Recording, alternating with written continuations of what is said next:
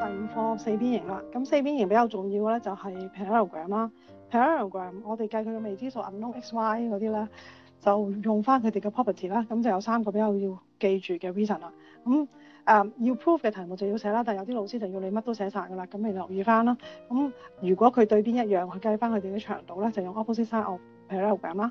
對角一樣啦 ，opposite angle of parallelogram 啦。對角線平分就係diagonal of parallelogram 啦。咁如果你要證明佢係平行四邊形咧，咁就呢個係啦。證明佢平行四邊形有4款嘅，咁你就背一背翻佢啦。咁就呢4款啦。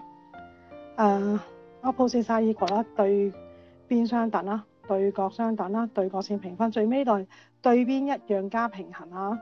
咁你記得一定要係一 pair 嘅，即係例如要呢度要證明到係平衡同埋一樣長度，或者證明到係你平衡一樣長度係一 pair 嘅。咁呢4款就係證明佢 parallelogram 啦。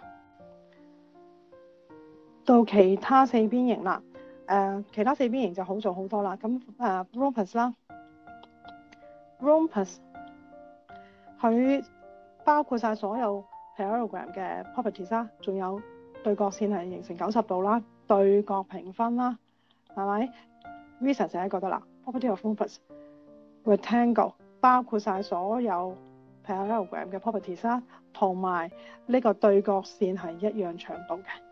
跟住對角線平分啦，長度4條邊一樣長度 ，reason 都係一個 property of rectangle 就得啦。最尾 square 咧就係、包括晒所有 rhombus 嘅 property 啦 ，rectangle 嘅 property 啦，然後再有一個少用嘅就係45度。咁呢啲角全部都45度啦。呢度記得呢度係90度啦嚇，每隻角呢度90、90、90、90。咁 reason 都係一個 property of square。好，跟住咧就 midpoint theorem 啦。midpoint theorem 同 intercept theorem 好似樣嘅，唔好撈亂啦。咁midpoint theorem 咧就側邊兩邊長度一樣，呢度側邊兩邊長度一樣啦。咁係 given 嘅 given 啦，呢度 given 啦。跟住呢邊又係長度一樣嘅。OK，A N 等於 N C 啦，A M 等於 M B 啦。咁你就即刻諗起佢呢兩條線係 parallel 同埋2倍長度。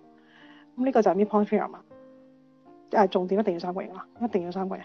OK， 所以你睇翻呢一度係嘛？如果 given 咗兩條邊一樣長度側邊嗰度啦，兩條邊一樣長度就諗起平衡，跟住中間啲邊長係2倍 midpoint theorem。咁呢度咧就係intercept theorem 啦，同 midpoint theorem 係唔同嘅，佢有少少似樣。嗱，留意下側邊 given 一樣，跟住佢係 parallelize 都係 given， 你諗起嘅嘢咧就係呢度長度一樣，唔一定三角形。你見到呢個樓梯咁嘅樣咧，都可以用 intercept theorem 去話俾人聽呢兩條邊一樣長度。